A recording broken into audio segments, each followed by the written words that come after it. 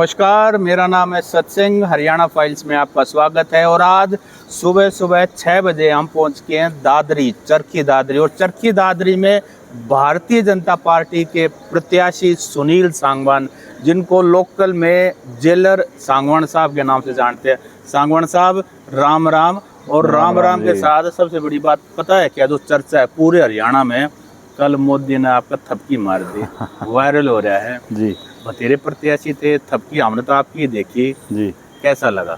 बहुत बढ़िया लगा। देखो, पार्टी का सुप्रीमो है वो आपकी थपकी मारता है तो जोश अलग ही आता है।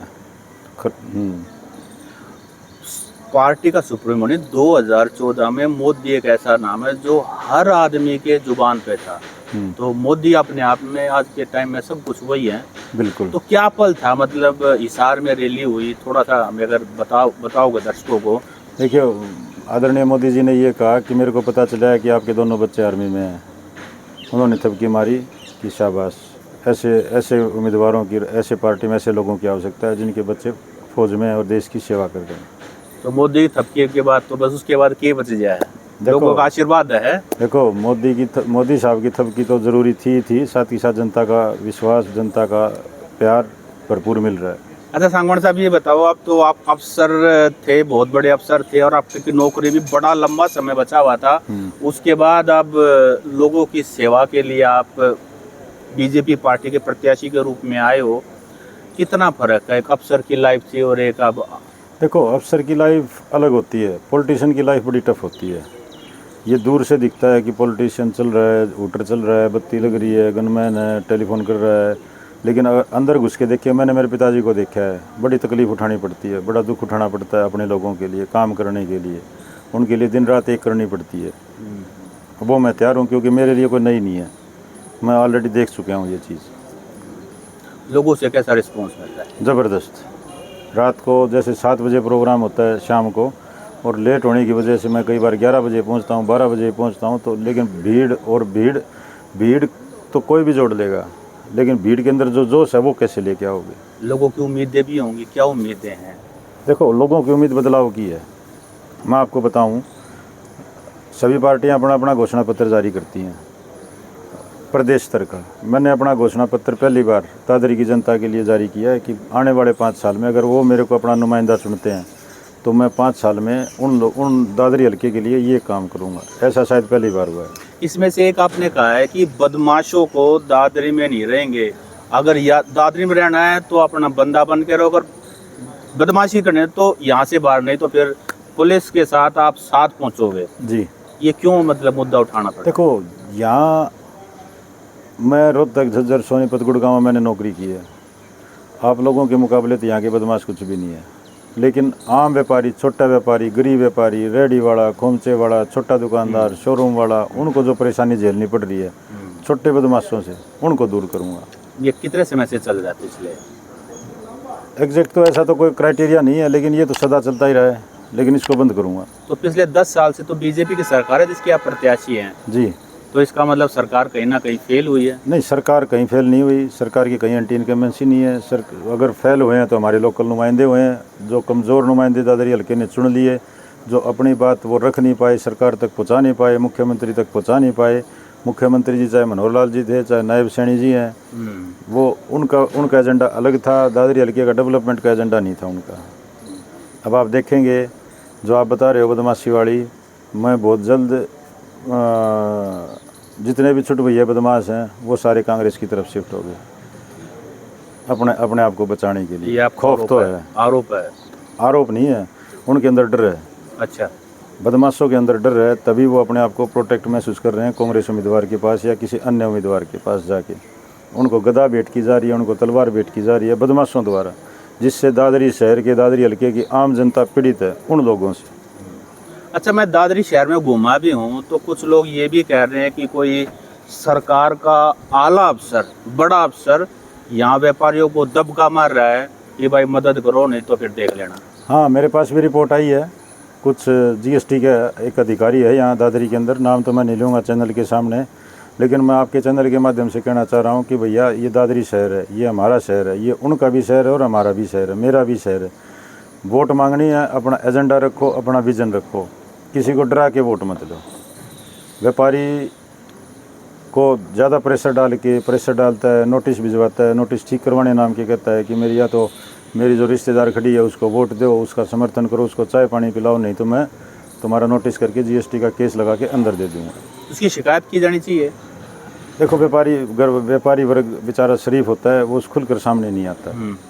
हालांकि की है और उसके ऊपर एक्शन भी होगा, लेकिन अभी 8 के बाद होगा। ये मैं आपके चैनल के माध्यम से दादरी शहर के लोगों को, दादरी शहर के व्यापारियों को आश्वस्त करता हूँ, वो दादरी में नहीं फटकने दूंगा, उसका दादरी में इंटरफेयर ख़त्म कर दूंगा।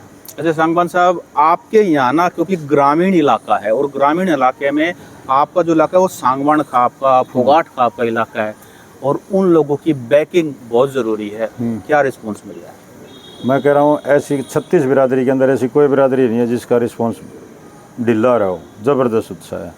किसी गांव में चले जाइए, जिस किसान की आप बात कर रहे हो, मैं कह रहा हूँ किसान खिलाफ कहाँ है भाजपा के।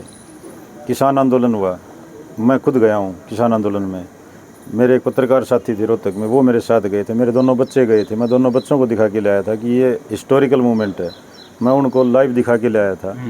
और मेन मुद्दा था 3 किसान बिल का, वो सरकार ने वापस ले लिए।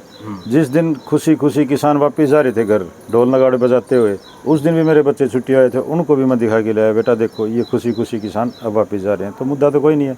हाँ, रही एमएसपी की बात, ये हरियाणा की जनता को बरगलाया जा रहा है कांग्रेस द्वारा। अगर एमएसपी देने वाली है कांग्रेस तो उनकी तेलंगाना में सरकार है, कर्नाटक में सरकार है, हिमाचल में सरकार है, देना, वो कौन रोक रहा है उनको। अरे हिंदुस्तान के अंदर पहला ऐसा प्रदेश है जहाँ 24 फसलों की एमएसपी है। आप एक स्टेट दिखा दीजिए जहाँ 24 फसलों की एमएसपी हो।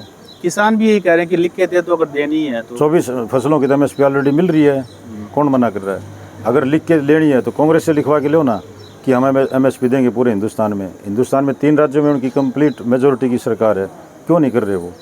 सिर्फ लोगों को बहकाया जा रहा है, बरगलाया जा रहा है, जिसके अंदर वो कामयाब नहीं होंगे।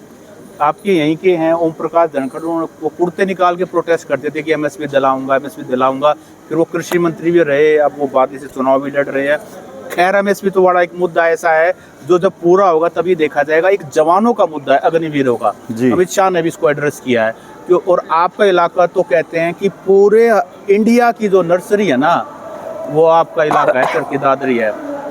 देखिए अग्निवीर का जो मुद्दा है, मैं कल प्रधानमंत्री जी की रैली में था, मुख्यमंत्री जी ने भाषण दिया, उन्होंने कमिटमेंट किया है कि अग्निवीर को 100% हरियाणा गवर्नमेंट नौकरी देगी 4 साल बाद। अगर कोई रेगुलर नहीं हो पाया आर्मी के अंदर और वो वापस भेज दिया किसी कारणवश, तो हरियाणा गवर्नमेंट उनको रिजर्वेशन दे रही है हर सर्विस में। जैसे पुलिस, हरियाणा पुलिस के कांस्टेबल में उनको रिजर्वेशन दे रही है, होमगार्ड के अंदर रिजर्वेशन दे रही है, आपका जेल के अंदर रिजर्वेशन दे रही है, फायर सर्विसेज के अंदर रिजर्वेशन दे रही है। तो मैं कल जब वहाँ बैठा था तो मोदी जी ने गारंटी दी है कि अग्निवीर जो आएगा वापस, उसको 100% नौकरी हरियाणा गवर्नमेंट देगी, सेंट्रल गवर्नमेंट देगी। अच्छा, कुछ जवान ये भी मांग कर रहे हैं कि इसको जैसे पहले जैसे ही कर दो। वो देखो मेरे लेवल की बात नहीं है, मैं आप क्या यूँ कह दूँ कि मैं करवा दूंगा, मैं झूठ की राजनीति नहीं करूँगा। मेरी जो बस की बात है मैं वही यहाँ अच्छा, करूँगा। बीजेपी के आप प्रत्याशी हैं लंबे समय से, अब तो आप पूरा जोश व खरोश से लगे हुए हैं। आपके जो लोकल बीजेपी की लीडरशिप है उनका क्या रिस्पॉन्स है? क्या कोई भीतर घात का डर है या सभी साथ लगे हुए हैं? नहीं, कंप्लीट बीजेपी 100%। लोकल लीडरशिप जी दादरी जी की, जी जी 100%। बबीता फोगाट बिल्कुल, मेरा नॉमिनेशन फाइल करवानी आई थी हमारी छोटी बहन, और बाद में भी आई हैं। अब वो स्टार प्रचारक हैं, वो पूरे हरियाणा में प्रचार कर रही हैं। जैसे ही फुर्सत मिलती है वो दादरी में आती हैं। अच्छा, आप कैंपेनिंग के दौरान चौधरी बंसीलाल जी का फोटो लगाते हो, उनका भी आपको कोई फायदा मिल रहा है? वैसे नहीं, तो देखो चौधरी बंसीलाल का फोटो लगाने में फ़ायदा नुकसान मैं कभी नहीं देखा। चौधरी बंसीलाल के मेरे पिताजी भगत हैं, साल में 2 बार 28 मार्च और 22 अगस्त को मेरे पिताजी गोलागढ़ जाते हैं। टिकट मिलते ही जैसे दादरी में एंट्री करी, मैं गया हूँ गोलागढ़ उनकी समाधि स्थल पर शीश नवाने, और भगवान ने चाहा और दादरी की हल्के की जनता ने साथ दिया तो 8 को जीतते ही गोलागढ़ जाऊँगा। आपके यहाँ के सांसद है चौधरी धर्मवीर सिंह, उनको आपने दादरी में लोकसभा में मदद भी की जी, उनका क्या साथ है आपको? बिल्कुल, वो धर्मवीर जी तो कम से कम 3 दिन तो मेरे साथ दौरों पर थे, और मोहित भाई जो उनके बेटे हैं, उनको जैसे ही फ़ोन कॉल करता हूँ वो तुरंत हाजिर हो जाते हैं। किरण चौधरी भी हैं। बिल्कुल, किरण चौधरी जी मिली थी मेरे को कल वहाँ मोदी जी के प्रोग्राम में। देखो जो खुद इलेक्शन लड़ रहे हैं ना, उनका बाहर निकलना बड़ा मुश्किल होता है। अब धर्मवीर जी सांसद जी के परिवार से विधानसभा का इलेक्शन कोई नहीं लड़ रहा, इसलिए वो सबकी मदद कर रहे हैं, क्योंकि उनका लोकसभा क्षेत्र बहुत बड़ा है, 9 हल्के हैं। 10 माइल का बवानी खेड़ा है जहाँ उनका प्रभाव है, आसी है, वो वहाँ भी दौरे कर रहे हैं और दादरी में बार बार आ रहे हैं। अच्छा, कांग्रेस एक हरियाणा में खास करके मैं रोहतक से आता हूँ, फिर आप मजाक में कभी यार मुझे कहते हो रोहतक आड़े हो तुम तो जी। तो एक हवा सी है कि इस बार कांग्रेस की हवा सी है, सच्चाई क्या है? आप कम से कम दादरी का बताओ, क्योंकि आप दादरी के देखो, प्रत्याशी हो।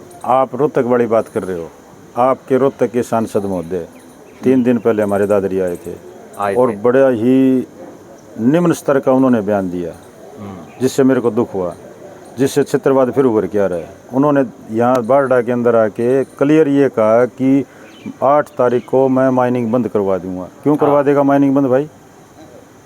इलीगल माइनिंग इलीगल तो हो ही नहीं रही, सारी इलीगल हो रही है। कहना चाहिए तो इलीगल इशू इलीगल होना चाहिए, इलीगल तो हो ही नहीं रही। वो तो माइनिंग क्यों, पिछले 10 साल में जब उनकी सत्ता थी, अपने रिश्तेदार को फायदा पहुंचाने के लिए राजस्थान में जो माइनिंग का काम करते थे, हमारा 10 साल इन्होंने माइनिंग बंद रखी। दादरी बारडा की जनता बड़ी जागरूक है, वो समझती है कि उनका कौन है, पराया कौन है। जो क्षेत्रवाद की बात थी वो उन्होंने सिद्ध कर दी कि भाई हम दोबारा आगे खुदा न खास्ता तो हम क्षेत्रवाद फिर करेंगे, दादरी की माइनिंग बंद करेंगे। हमारे हज़ारों लाखों लोग इसके अंदर बिजनेस कर रहे हैं, कोई ट्रक चला रहा है, कोई दवाई दुकान खोल रहा है, कोई ढाबा खोल रहा है, कोई मजदूरी कर रहा है, कोई क्रेशर चला रहा है, कोई माइनिंग चला रहा है। क्यों बंद कर देगा भाई?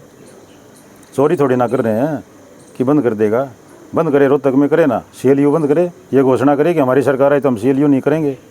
CLU पर तो कुछ नहीं बोलते वो लोग।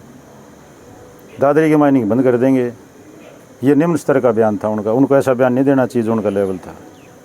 तो सांगवान साहब थे हमारे साथ और सांगवान साहब ने अपने सारे इश्यूज़, और अभी इनका कैंपेनिंग का टाइम भी है, हम थोड़ा सा लेट भी हैं शेड्यूल से। सांगवान साहब आपने हमें समय दिया, आपका बहुत बहुत शुक्रिया। धन्यवाद जी, धन्यवाद। सभी को नमस्कार।